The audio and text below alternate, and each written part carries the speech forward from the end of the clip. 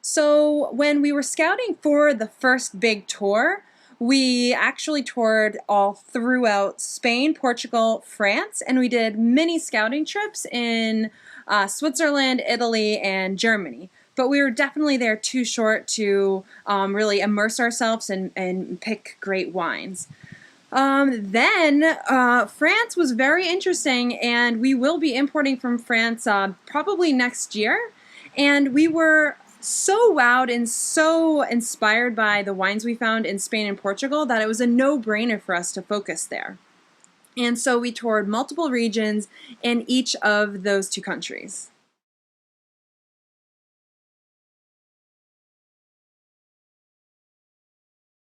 So let's start by talking just about Portugal. We toured 4 regions there: the Douro Valley, the Dow, the Minho, and the Alentejo. They're all very different. The Minho is mostly known for Vinho Verde, which is a white wine with a little bit of carbonation in it. You may have seen it. It's maybe one of the only popular wines in the US from Portugal. They also have a still white wine that's made from the Alvarinho grape. We didn't choose a wine this time, but I'm sure we will in the future. So let's jump down and talk about the Alentejo. It's really hot down there, and I think it's a more relatively new wine region. Definitely they've been making wine for thousands of years like everywhere else. Some of the wines were good, but we didn't ultimately choose a wine from that region. The Douro is the same wine region that grows all of the grapes that end up making port wine, the famous fortified dessert wine. Not many Americans know that the wine region also makes incredible still red wine. The scenery is gorgeous.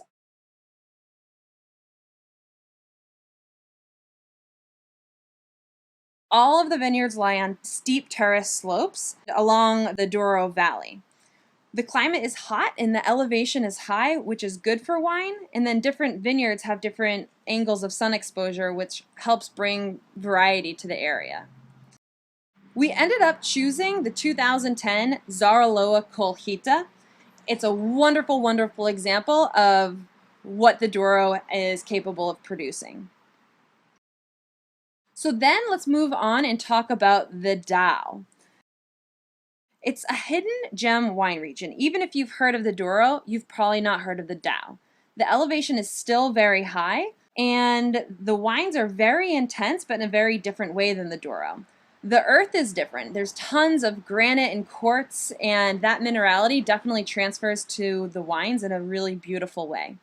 We chose to buy wines from João at Quinta da Boa Vista. Literally everything he makes is incredible, and we chose his 2006 red blend that's been aging for a while, and his 2012 Rufio wine, which is really fun wine that I hope you get a chance to try. We also chose 2 other secret wines from him, but I'll tell you about that more in future posts. Even a top sommelier visited João after and wants to put the wines in some of his top restaurants. So let's talk about Spain now. We visited 3 wine regions in Spain. We definitely have a lot more exploring to do, so I don't consider it a thorough tour of all of Spain, but we did a pretty good job within those regions.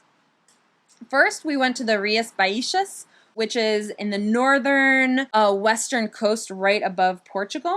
You can imagine that the wines are very similar in style, but our visit was too short there and we didn't find anything that we felt like we absolutely had to import this round. It's incredibly lush and green, and because it has a lot of fog on the coast, so it's very beautiful if you get the chance to go there. We then went to the Ribera del Duero. It's a wine region in Spain that sits on the same river that actually runs through the Douro in Portugal. It's just about 4 or 5 hours driving east. The wines were excellent, and we anticipate bringing in a few in a future shipment.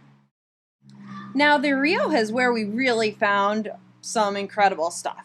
It's hot and dry, and the region is guarded by the mountains that sit all around the region.